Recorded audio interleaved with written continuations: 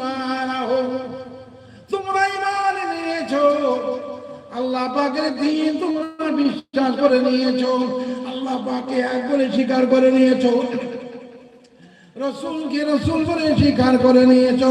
তোমাদেরকে একটা সাবধান করে দিই, সাবধান কি কি সাবধান?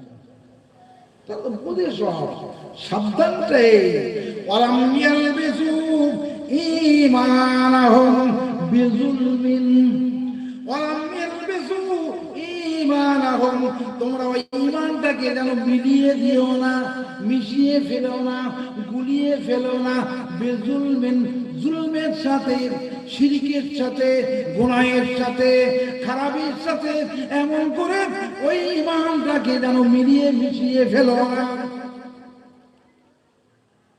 সতর্কতা কথা, সতর্কতা, খুব সতর্কতা কথা, খুব সতর্ক হয়ে চলতে হবে।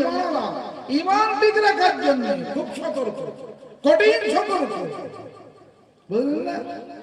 আমার আল্লাহ পাক সাবধান করে দিচ্ছেন, জানো তোমার ঈমানটা যেন মিলিয়ে মিশে না যায়, গুলিয়ে না যায়,